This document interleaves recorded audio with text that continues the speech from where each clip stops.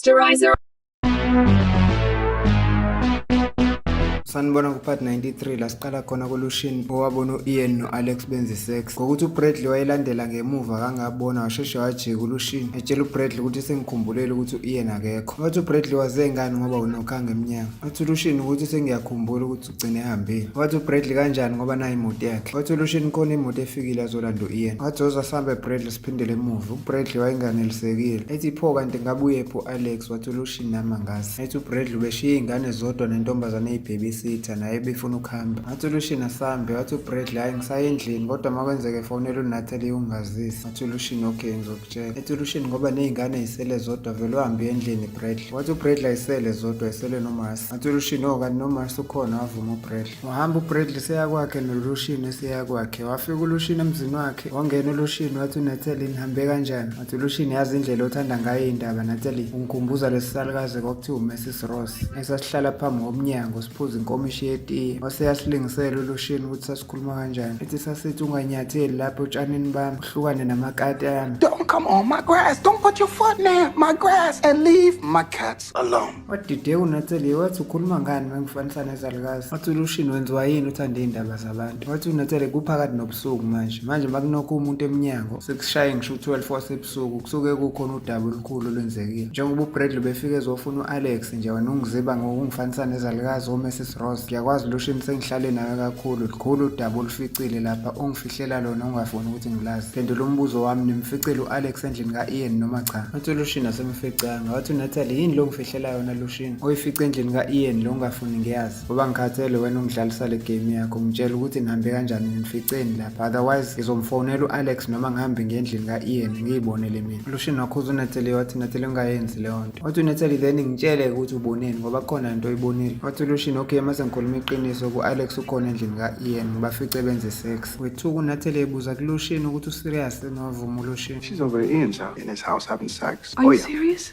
Oh yeah. Wathi uNatalie ngoba benihamba noBradley nawe ibonile leyo nto. Wathi ulushin uBradley akabonanga ngoba bengihamba phambili ngisheshe ngamjikisa. Wacasuka uNatalie wathi ngisaweqeda le mkhuba Alex esikhathi ethatha ifoni. Wathi uyahamba uNatalie wambamba ulushin wathi ungayingeni asibheke indaba zethu sikhohlwe indaba zabantu. Wathi uNatalie kodwa bengifuna ukumtshela uAlex ukuthi akaphindele izingane uyishiye zodwa. Wathi ulushin njengoba ngisho ukuthi akuyona indaba yethu asibheke okuqondene nathi thina singakwenza nje ukuphindela embhedeni sami siyolala. Wathi uNatalie okay kodwa uAlex ngathi useyahlanya ekhanda. Edward wayesevalelwe nenye indoda umuntu omnyama ngesikhathi uEdward eyibuza ukuthi imbukani. Lo muntu wabuza kuEdward ukuthi wena ubungibukani uzobona ukuthi ngiyakubuka. Wathi uEdward nonke nje nina abantu abamnyama nikhulumiswa kweyilemu. You black people, you talk so stupid. Wacasuka lo muntu othithisa uEdward embuza ukuthi ngathi uyadelela nje. Wavuma uEdward ukuthi ngiyadelela vele uzongenzani. Le ndoda yamiyeka uEdward yathi okay ngilinde kanje wena. Wathi uEdward ungakusabisi mina ngeke uzungenzele lutho even ngisho ngathi wangilele. Ethi futhi awuthi ngikukhombisa ukuthi ngiyolala wahamba kugibela phezulu kombhede. Le ndoda yaqala yabheka ukuthi akuzi umuntu uyabona ukuthi akuqhamuka umuntu yaqonda kuEdward siyomhlisa embhedeni. Kube uEdward wathi angekusabi yamshaya le ndoda. Wathi uEdward ucansi khona umehluko owenzayo lapha. Le ndoda ibuza kuEdward ukuthi uyahlanya wena. Wathi uEdward vele ngiyahlanya. Yaqhubeka yamshaya uEdward le ndoda eqhubeka ehleka uEdward ethi awungenzi lutho wena. Kwaqhamukela inye iphoyisa labuza lesibosho ukuthi ufake ubani wena la ngesikhathi livula. Langena ngaphakathi kwiseli la uthatha le ndoda umuntu omnyama lapho naye. Itshela uEdward ukuthi angiqedile. uEdward ebuza ukuthi awuqedile libuke waqala yena. Wahleka uKhele ebuza kuEdward ukuthi uzwile ukuthi kunjani ukushawa enye indoda. Ethi yangisiza le ndoda ngishayela wena. Wathi uEdward ukube yazi ukuthi leyo ndoda yakhe ayingenzanga lutho isenjengoba ade nginjalo ekuqaleni angilimele ndawo. Ethi uEdward njengamanje ngiyolala into okufanele uyenze ukuvala umlomo uhlukane nokubanga umsindo. uKhele kunokuthi athule wavele wacula uKhele ngesikhathi uEdward emthulisa ethi shut up. You really gonna start with your Negro spirituals right now? Shut up!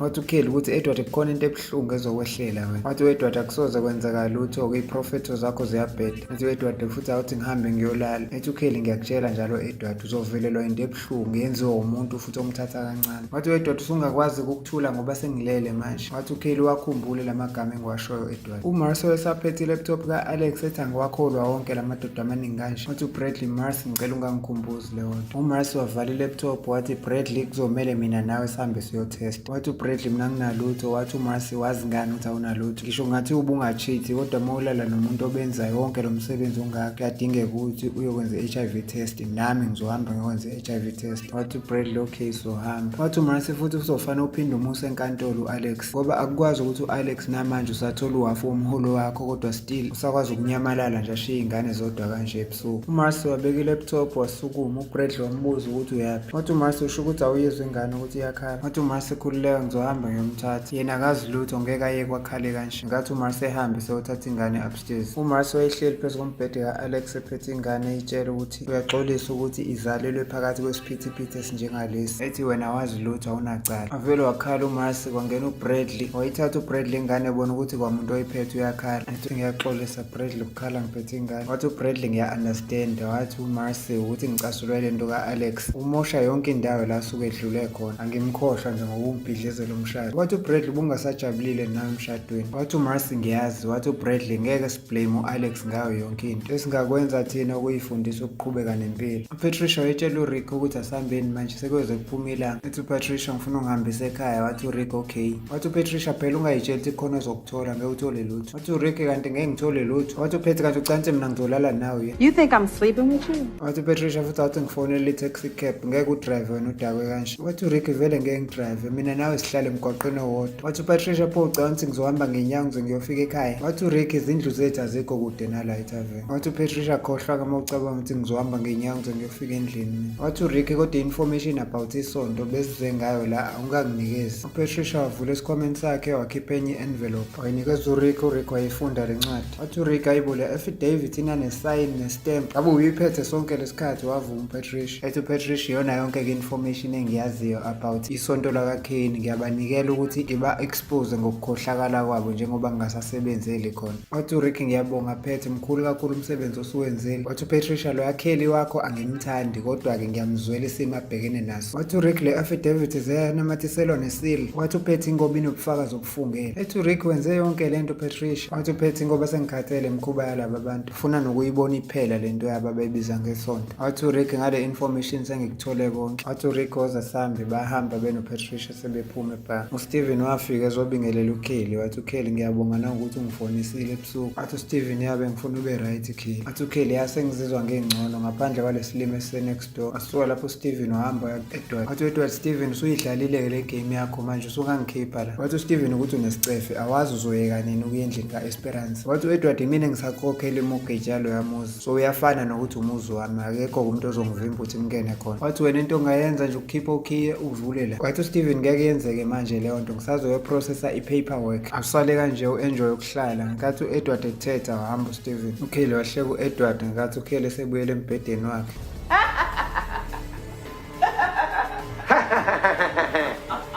uSteven wathi esafatha ukhopha kwafika uEsperanza ngenkathi embingelele. Wathi uSteven wazofika early-ke namhlanje. Wathi uEsperanza yangithi angisheshe ngifike ngoba sengiyicabangisisile lento oyishilo ngizoyenza njengoba ushilo ukuthi angizama ukubonana nomuntu. uSteven awe into enhle leyo. Wathi uEsperanza kodwa angifuni abantu babone ngathi ngiyobonana nomuntu as if mhlambe ngiyahlanya ekhanda. Wathi uSteven phela ukucela usizo akusho ukuthi usuyagula ngekhanda. Wathi uEsperanza futhi le court order ubuthe angimnikeze ingane uEdward about i-custody yengane yami uMika ngiyomnikeza ngqo ezandleni uEdward. Wathi uSteven ngiyasithanda-ke isibindi sakho nesitepo osusithathile. Ethi khululeka isupport ngizokunika ngayo yonke indlela. uEsperanza wabonga kuSteven wasuka wahamba eseya ku-Edward ukuyomnika leyo court order. uLarry nendoda eyimvakashele basebelele bengaboni ukuthi sekusile ngenkathi kungena unkosikazi kaLarry uCharity. Ethi uLarry ngiyaxolisa baby ngiseliwe. Wathi unkosikazi wakhe kodwa ngithi uyayazi imithetho esayibeka. unkosikazi kaLarry wavusa le ndoda eyelele noLarry. uLarry wayiphushela phansi yavuka le ndoda uCharity eyitshela ukuthi ayigqoke ihambe. unkosikazi kaLarry ethi kodwa baby ayazi imithetho esayibeka ngithi. Wathi uLarry sorry baby ukuthi ngisuke ngaphuza kanti ngizolala late. Ethi wena ibinjani iweekend yakho? Wathi uCharity be right. Embuza ukuthi wena ubulele nayiphi intombazane. Wathi unkosikazi kaLarry bengilele nayo intombazane ekuthiwa uAlison. Wathi uLarry oh intombazane e-right futhi le. Wathi uCharity kodwa le ntombazane ekuthiwa uAlison ngathi sithanda ukufuna izinto eziningi manje ngicabanga ukuthi simkhiphe lesitini yethu. Wathi uLarry kodwa bengimbona intombazane e-right. uLarry utshela le ndoda ukuthi uboss lady usefikile ungakwazi ukuyigqokela ngale. Ehamba le ndoda esiyoshintshela kwenye indlu wasala unkosikazi kaLarry wathi u-Alison ungitshele something wangitshela ngo-Ian ngathi wena baby lo partner wakho osebenza naye uyinyoka banomqaphela u-Ian ngoba ngathi kukhona into afuna ukuyenza angagcine sekujikela mayelana nento eyenzeka lapha esontweni uzofana nomqaphela wathi uLarry okay ngiyabonga ngizokubheka lokho mase ngifike e-office emsebenzini wasukuma uLarry wathi unkosikazi wakhe hamba ogeza ulungiselele ukuya emsebenzini ethi siyikweleta malini le ndoda kade ulele nayo khona ngizoyikhokhela wathi uLarry ayikhululeke ungayikhathazi ngalo uyena okhokhele mina wathi uCherity awuyindaba ezimnandi-ke lezo hambe eshaweni ngizosala ngiyikhipha le ndoda wathi uLarry okay uRick wayelele kusofa waphaphama esethethiswa uPatricia emtshela akavuka ahambe wathi esavuka uRick uthi Patricia wayethethe ethi silalile siyayivila isex wavuma uRick uthi yasiyenzile kuqala uPatricia wabheka ephakamisa izinto phezu kwetafula uRick embuza ukuthi ufunani ethi uPatricia ufuna iphepha lekhondom wathi uRick bengekho condom wathi uPatricia ulale nami wangayisebenzisi Pat, there is no condom wrapper. You slept with me without using one? wavuma uRick waphika uPatricia wathi unamanga kungunesi mina ngeke ngiyenze leyo nto wahleka uRick wathi hayi ngiyadlala siyenzani iseko wathi uPatricia vala umlomo uthule isikhathi eyibuka ngaphansi uPatricia uRick wambuza ukuthi wenzani manje wathi uPatricia thula ngisakhuluma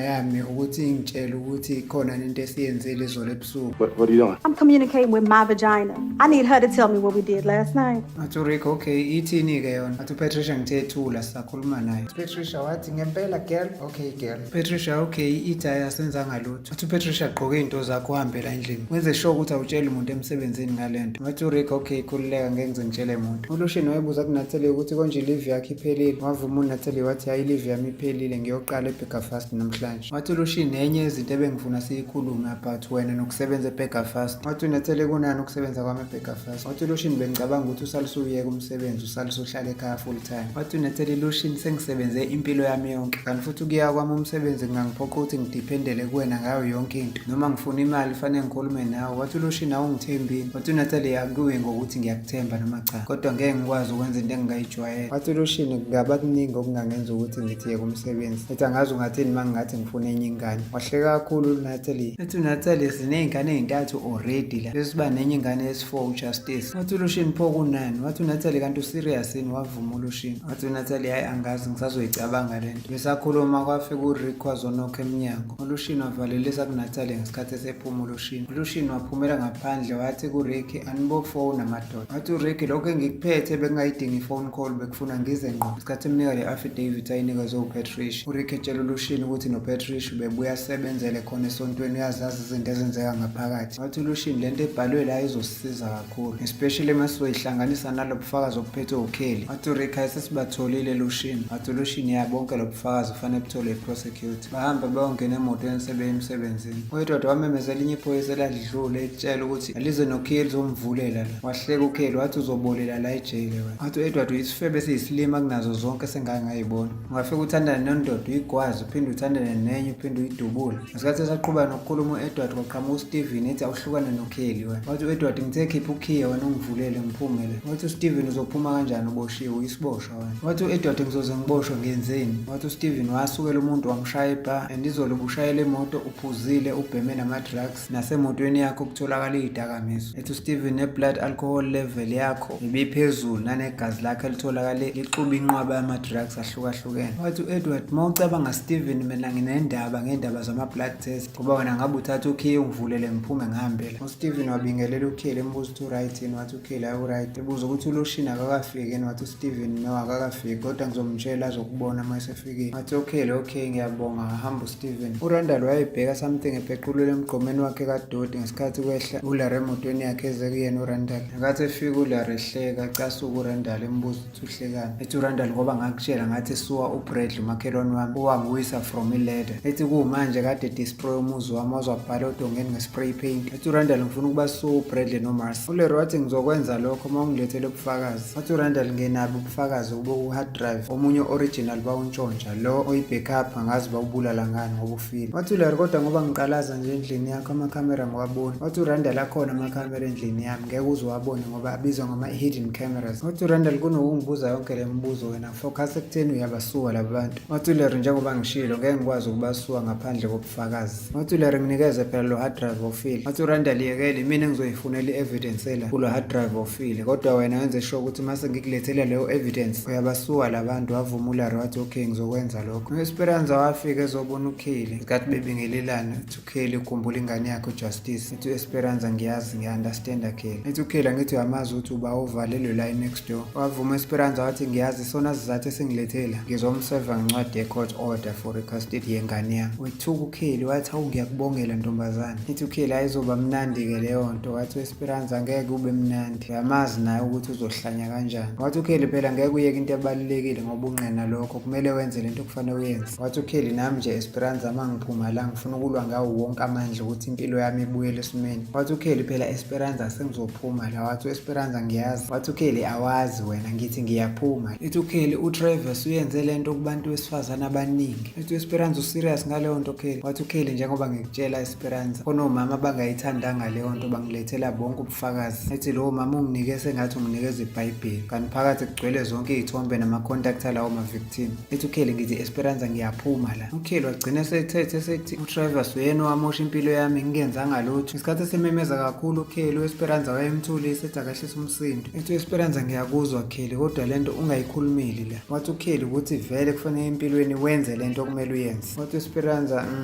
wathi uKelly yini manje wasungiphendula kanjalo. Wathi Esperanza ukuthi umemeza kanjena nje khona i-radio ekutheyiphayo. Wathi uEdward ayakhululeka sengizwe konke indaba yeBhayibheli ney'thombe. Ingathi esaqhubeka nokukhuluma uEdward wahamba uEsperanza seyakuyena. Wathi uEdward waze ngani ukuthi ngila. Wathi uEsperanza ikhulunywa yonke epolice station leyo nto. Wathi uEdward cha unamanga. Wathi uEsperanza kanti nami-ke bengingazelanga ukuzoxoxa nawe. Ngikulethele naye incwadi ifayiliwe enkantolo, ikhophi yayo ngiyinikeza ibhosi yakho. Wayibuka uEdward wathi hawu kanti wenzele uLarry. Wavuma uEsperanza wahleka uEdward. Wathi uEdward kushuthi iplani yakho noSteven le. uEdward ebuka leyo ncwadi ethi usuyahlanya yena usufuna ungihlukanisa nengane yami. Wathi uEsperanza sekwenziwe hayi ukuthi ngisazokwenza. Wathi uEdward ngithi sifebe ngizokubulala. Wathi uEsperanza uyisho kakhulu leyo nto. Wathi uEdward mangaka amakhamera la epolice station ngithi ngizosibulala lesifebe. I'm gonna kill this bitch. How many cameras in this station, huh? Wathi uEdward ngiyakutshela makuke kwavulwa lo mnyango la ngiphuca ingane yami into okuyiyona yodwa engiyithandayo emhlabeni. As soon as you open up this door, you take my little girl. You take the only thing in the world that I love. Eqhubeka uEdward ethi uzobulala uEsperanza. Ethi uEsperanza ngiyabonga ngaleyo information vele usurekhodiwe. Athethe uEdward ethi akunandaba ukuthi ivoice yami irekhodiwe noma kodwa kuzokubulala. Wathethe uEdward noma esehambile uEsperanza wasala uKelly wathi wazosithatha isinqumo esiright uEsperanza. Wathi uEdward nawe nasifebe esila next door ngathi ngakushaya ngesikhathi ethi ufake isandla ethi ufuna ukushaya uKelly. Ethi uEdward ngizobona mangiphume lana nayifebe nobabili. uEsperanza wabuyela kuSteven ngathi ethi wezwile izinto ebeyishiwo uEdward wavuma uSteven ukuthi yangizwile. Ethi uEsperanza umzwile mayithi uzongibulala. Wathi uSteven yangimzwile esho njalo. Ethi kodwa khululeka Esperanza ayikho into ezokwenzeka. Wathi uEsperanza vele ngiyazi ngiright nami ngikhululekile ngoba vele uEdward ngiyawazi nomqondo wakhe. uAlex noIan ababelele phezu kwetafula waphaphama uIan. Wavuka uIan wagqoka ngenkathi ememeza uAlex emtshela akavuki. uAlex elele uIan wayigqoka eqhubeka nokumemeza ukuthi akavuki. uIan embone engavuki uAlex wazwasondela uIan wamnyakazisa. Wathi mayivuka uAlex wethuka wathi ngifike kanjani la ngilalephi la. Wathi uIan sisendlini yami. Wathi uAlex ngifike kanjani la. Wathi uIan ngoba ubungaphuzile nje siza la yini ungakhumbuli ukuthi uze kanjani. Wathethe uAlex ethi kwenzakalani nje angikhumbuli ngifika la mina. Ethi uAlex nekhanda lami liyasinda. Wathi uIan uphuze kakhulu nje utshwala. uAlex wathi angiyifikelanga la ungidragile wena. Wathi uIan no angidraganga mina. Wathi uAlex ungidragile wena wangidlwengula. You drugged me and you raped me. No, I didn't. Hold on. Siyayibeka lapha namhlanje ungaphuthelwa episode elandela izo-uploada kungekudala.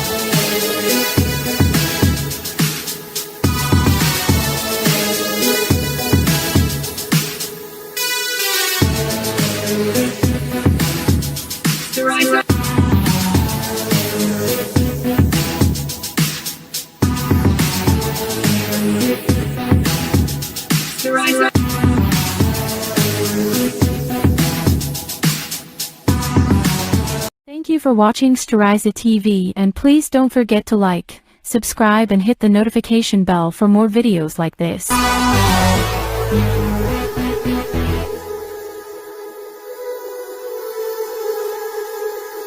Steriza TV.